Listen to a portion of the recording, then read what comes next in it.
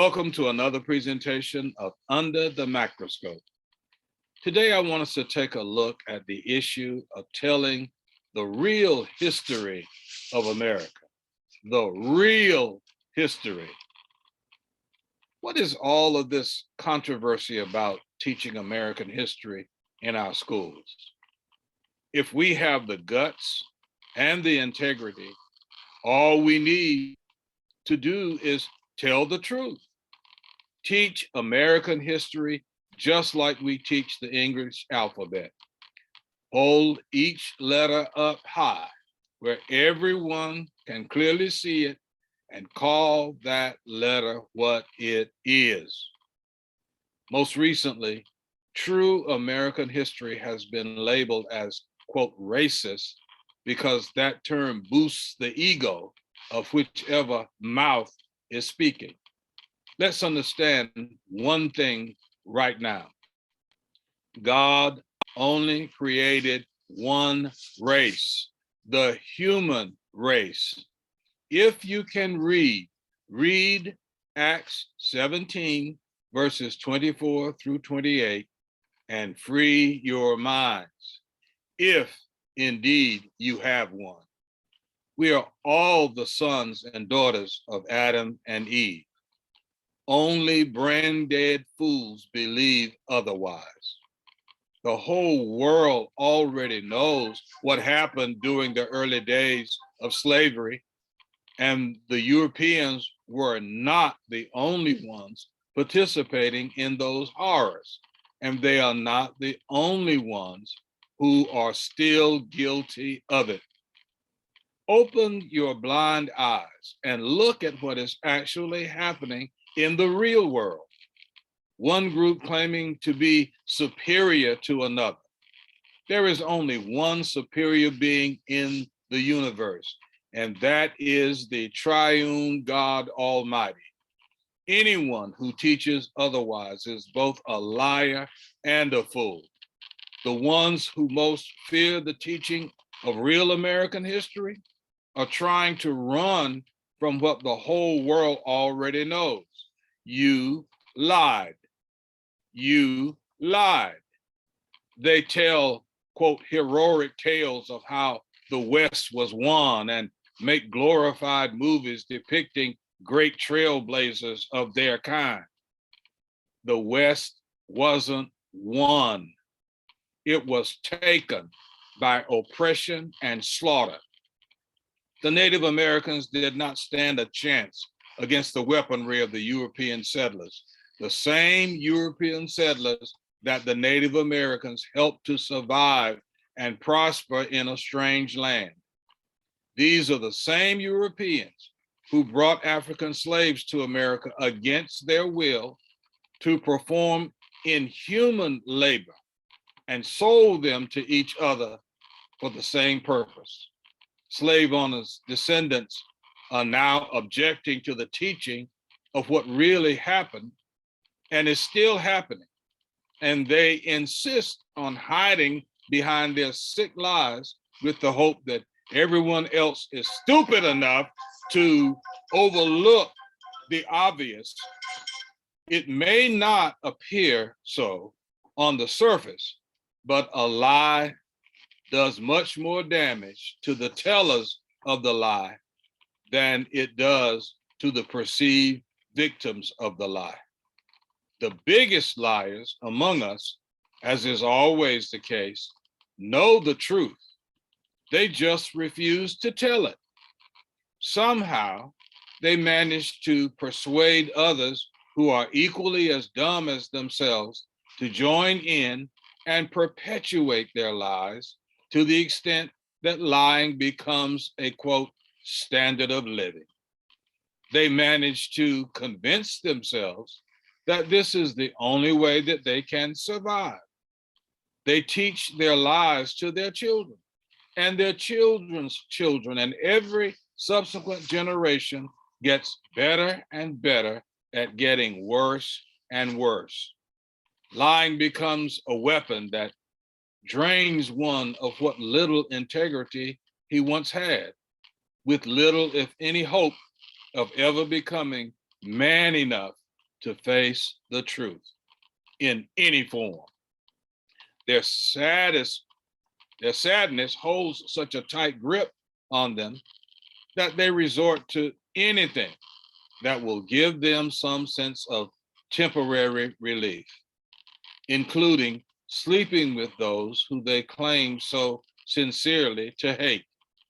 There were untold numbers of babies born to slave owners and slaves, so much so that it became, quote, acceptable as sport, as long as the slaves stayed in their place. There were also untold numbers of babies born to slave owners' wives and their Black pets. That was what the movie Mandingo was about, but it was quickly squashed because that was a part of the true history of America that liars still want to suppress. Those who wish to derail teaching the whole history in our schools are still, after all of this time, oblivious to the fact that their children already know that their parents are despicable liars, to say the least.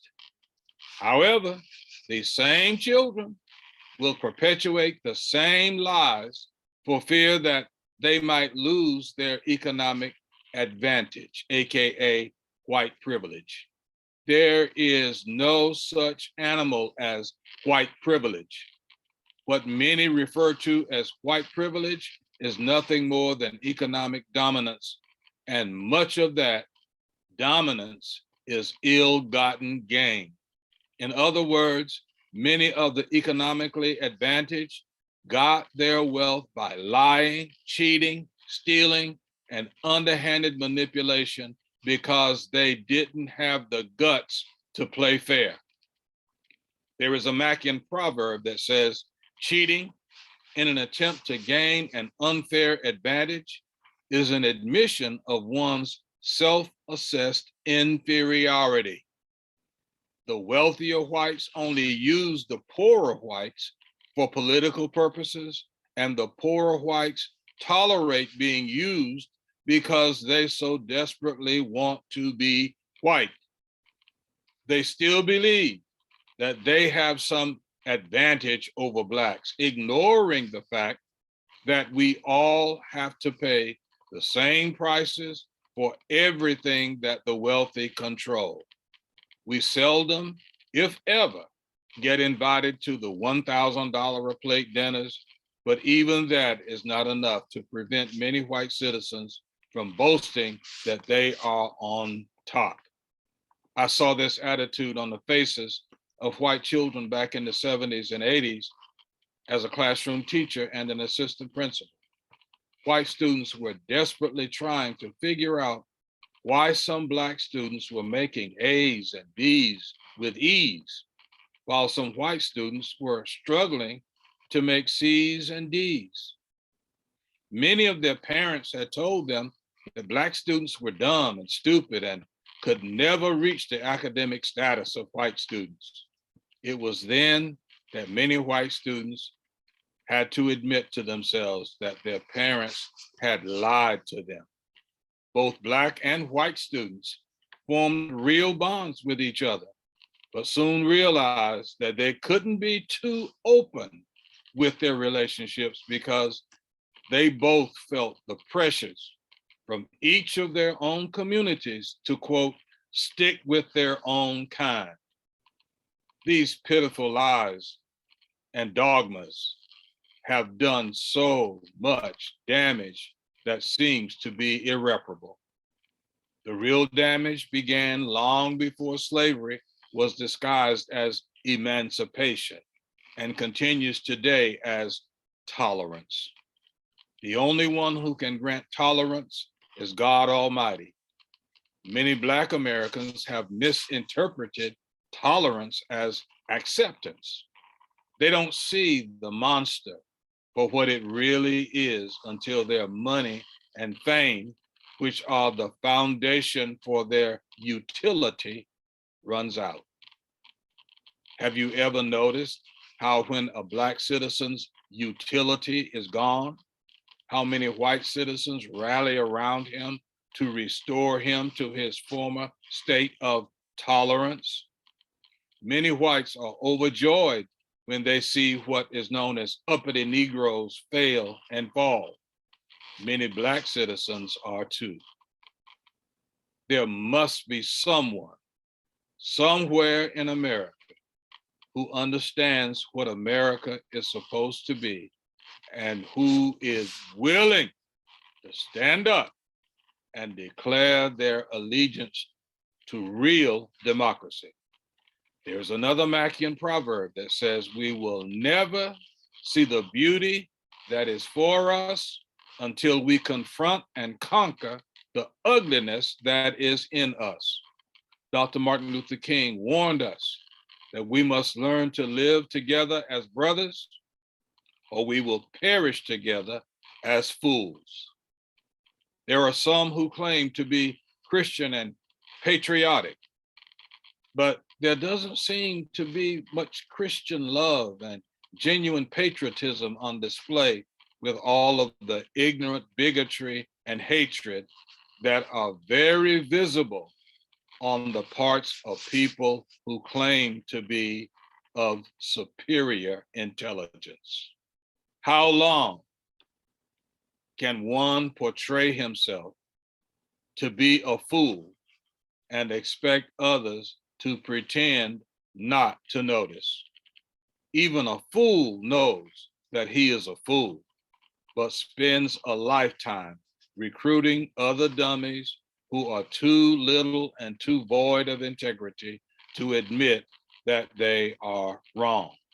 Intelligent people simply do not present themselves as such a stupid individual. Just another Mackian observation. Thanks for listening. Follow me on Facebook at Under the Mackroscope. You may also follow me on YouTube at Macray. Please subscribe and share. And if you wish, you can make a contribution of your choosing by using the QR code on the screen. See you next time. And remember, under the macroscope, we take a closer look.